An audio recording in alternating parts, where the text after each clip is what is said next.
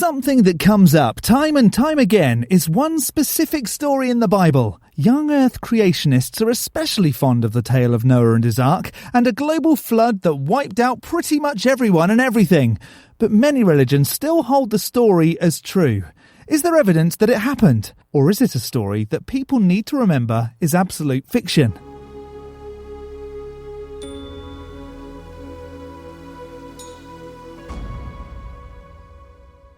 Hello, I'm the Skeptic. I watch videos on YouTube that make extraordinary claims, whether that's flat earth or strange conspiracies, but mostly the claim that a god is real, and then explain why I can't accept their position.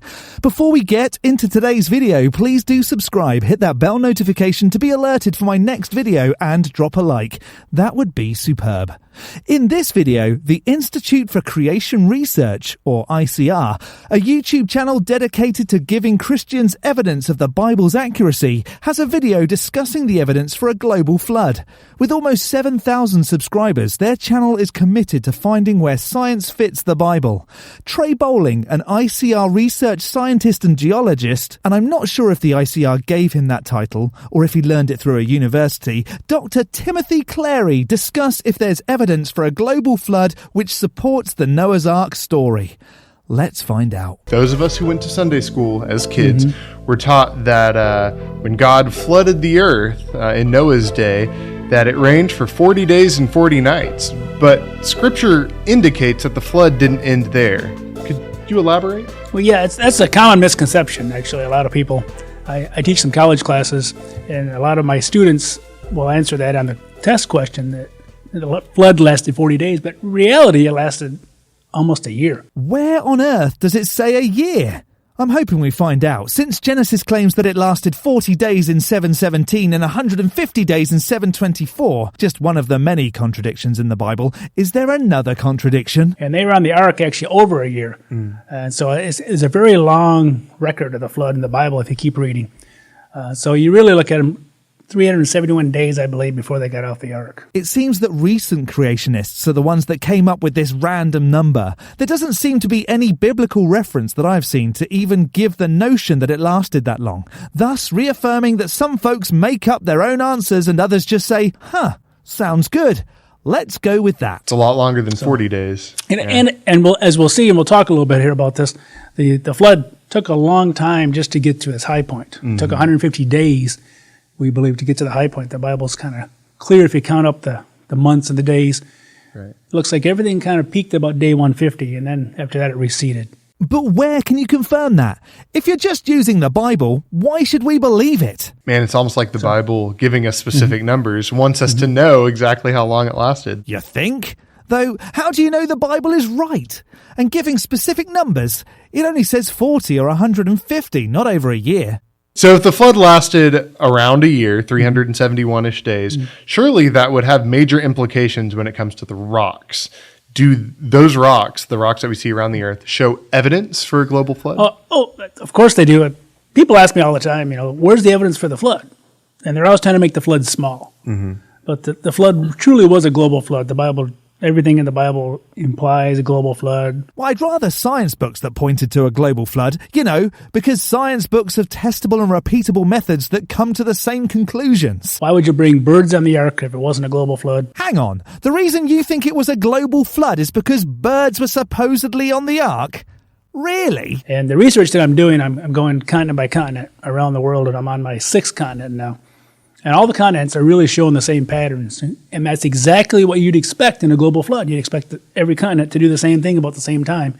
And that's pretty much what we're seeing. But what are you seeing? I could claim to be a scientist of alien terraforming and go continent to continent looking for patterns that happened at certain times and proclaim that beings of a far advanced civilization came to Earth and made it habitable billions of years ago.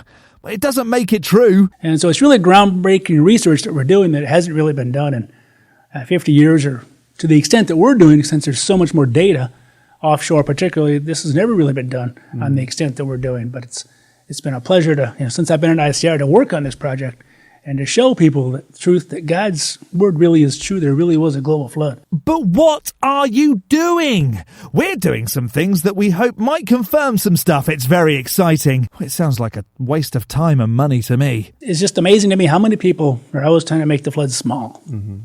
Just a local thing, just affected the Middle East.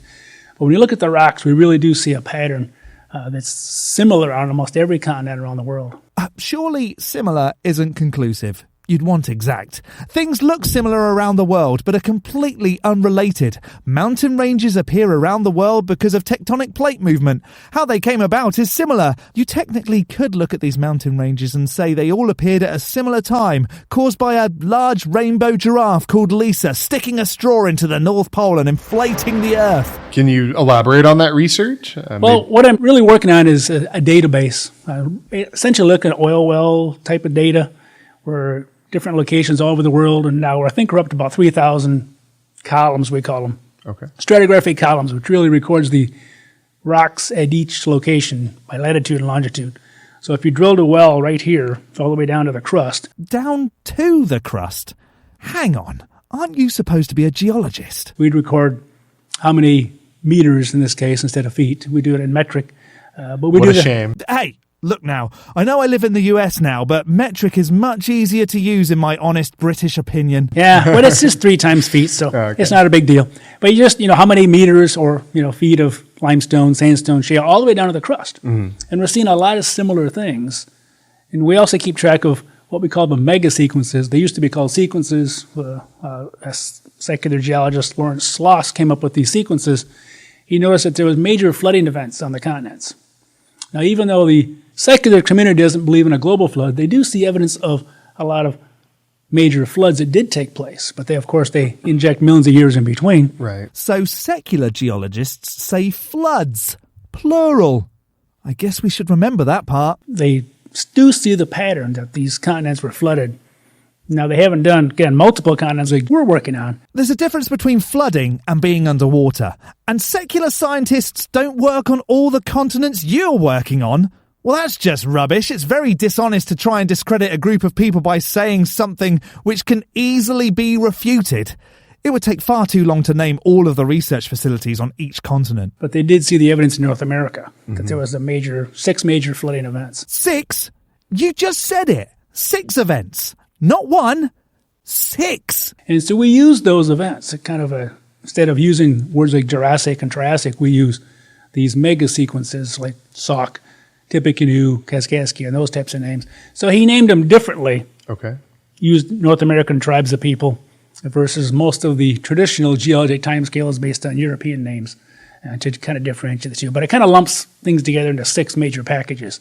And so what happened, even the secular community believes that the sea level rose at different times and then went down, rose and went different times. But we see that as chapters of the flood. Something which can be explained through science, we see that as something that fits our narrative. Right. Thus confirming that information is taken and squeezed to confirm something written in a book that has never been demonstrated to be the word of a god. As the sea level was coming in, the plate movement was causing the ocean crust to rise, and ocean crust would push these tsunami-like waves higher and higher. But initially, it was very minimal flooding. So the earliest mega sequence just shows minimal flooding. And you only see a little bit of flooding on the edges of the continents. And the second sequence, a little bit more. And the third sequence, a little bit more. And then when you get to the fourth sequence, 4th out of 6, you see huge amounts of flooding that took place. And so suddenly there was a big change. And we kind of tie that back to day 40 of the flood. So the first 3 events happened in the first 39 days of the biblical flood. Even though it's been demonstrated scientifically that these geological periods have happened over millions of years, we're going to make it fit the story of Noah and say it must be day 40. This isn't evidence of a great flood. It's evidence that the earth changed over a huge period of time. When it talks about the ark was now floating or was launched, as my colleague Jim Johnson says, the Hebrew kind of implies the ark was launched around day 40 of the flood. So we think those first few sequences might have actually been the first 40 days when you have minimal flooding. And then suddenly you have higher flooding levels. And we know we're flooding the land at that point because the ark is now being flooded. And so it might have early on, might have just been shallow seas being flooded. The language used here is very telling. Might have. Might have. There's no actual evidence, so we will just come up with some suggestions. And because it sounds about right for the story, we'll accept it. Would you like a side of confirmation bias with your misinterpreting the evidence burger? And the fossils reflect that to some respects. They show only marine fossils in those first three sequences. Well, yeah. Wasn't North America mostly submerged before it looked like it did today? The Western Interior Seaway would have caused most of those fossils to be there. And talking of the fossil record, at the time of the fourth event which is being referred to, the creatures around wouldn't have been lions and tigers, since the first cat-like creatures wouldn't appear in the fossil record for around another 45 million years, but more like Spinosaurus, Protoceratops and Gallimimus. Why aren't any of those depicted in the popular stories? Or at least Ken Ham tries to cover that with his Ark encounter. By the way, I'm still not convinced that the Ark was ever a real thing. It does really fit the data, the fossils and the rocks, and the extent of the progressive flooding that we see really does make sense and shows this is all around the world. Well, it doesn't, but okay. So if there's only you said marine fossils in the first three sequences, what goes on beyond that? Well, once you get to the fourth sequence where you see more extensive flooding, and we think then you're starting to flood these kind of swampy lowland areas on the land because you see animals like reptiles and you see the first major coal seams show up all at once. And so we don't think it's a coincidence that all of a sudden you see land animals in great numbers in the fossil record. But of course they're mixed with marine fossils as well. And you see coal seams showing up in great amounts at that same level. And so the beginning of that fourth sequence is really when things started to go bad. If you were a human and you didn't get on the Ark, remember, like most of them. Right, only 8 people get on the Ark. Only 8 people believe there's going to be a global flood. Oh, here we go. People weren't even around 70 million years ago. You're about 68 million years out, if we're to go from the end of the Cretaceous period. You're even 5 million years out if we were to go from the earliest current known ancestor of primates, Purgatorius. But I sincerely doubt a tree shrew built an ark big enough to transport dinosaurs and birds. They didn't even have access to Lowe's or B&Q for the lumber. And once God shut that door, the fate of the rest of the world was sealed. And unfortunately, the animals that didn't get chosen to be 2 of each kind on the Ark, their fates were sealed as well. And if that God had ever been demonstrated to exist, I would call him an absolute pillock. You don't get to supposedly create living things to kill them when you're done with them. If you got a puppy but decided you didn't want it anymore, so killed it, would people think you were deserving of respect? Right, didn't think so. Also, please only get a puppy if you're willing to give it a healthy and happy life. And so we see a progressive flood. We see the fossils match that progressive flood, starting with shallow seas, all marine fossils for the first 3 sequences, a little bit more, a little bit more, a little bit more. And the fourth sequence is when everything really changed. That's what we call the Absarica sequence, and some people say Absaroka. But that sequence was the transition where now suddenly you're now flooding the land because we see that in not only the extent of the coverage gets greater, but we also see the fossils change dramatically from marine to now kind of coal seams that were from swampy type plants, lycopods and that sort of thing that probably lived in the coastal areas. And then also animals that lived in lowland areas, swamps, and even the dinosaurs would be part of that. Same end of the Absarica into the next sequence is actually when the dinosaurs were buried as well. And even if we did accept that there could have been a global flood, wouldn't that exact lineup of coal seams, marine fossils and land creature fossils be observable at the exact same point across the planet in geological time? Not just in North America. How do the sequences line up with that timeline of that flood, that year? You said 150 was the highest? Right.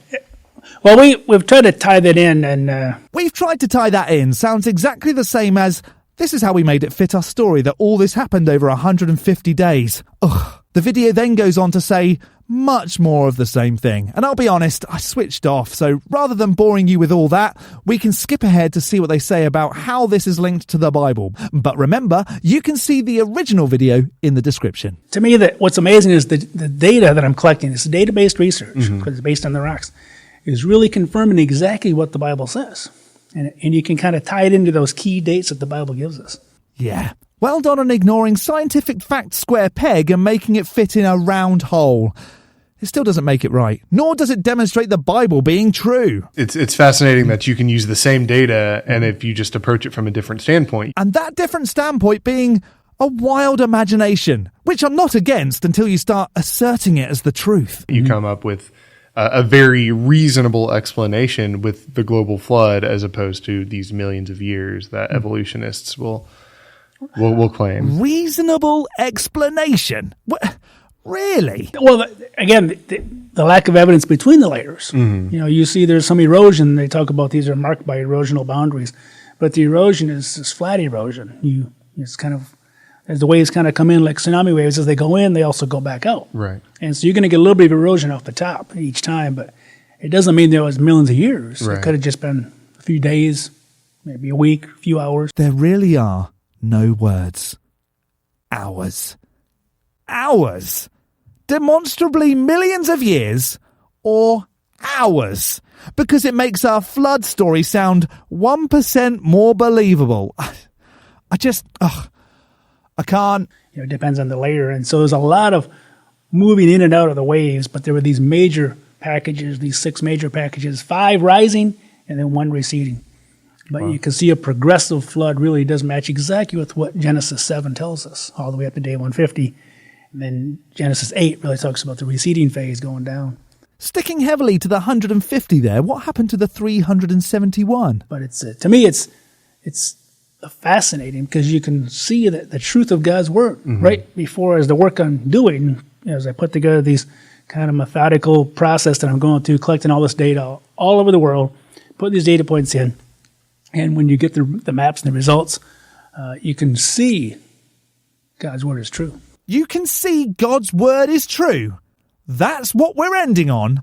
No actual evidence. Just trying to take what was there originally and make it fit a story. Well, there are many things wrong with the story of Noah and the Great Flood, like how did kangaroos make it to Australia and sloths to South America from Mount Ararat?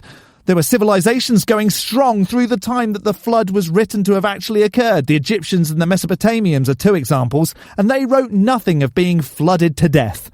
The boat would never have been able to have sailed if it was the size and dimensions written and only made out of wood. How could 8 people look after hundreds of thousands of creatures for 40 days, let alone 150 or even 371 days? I'm just not convinced. How would you have jumped in on this? Let me know in the section below. I'm going to skeptic this off as not being evidence of the global flood. A big thank you to this month's ticks on Patreon, MISM, Addy Rockart and the absolute lunatic Jimmy, as well as a few base ticks. You can become a supporter on Patreon too. The link is in the description.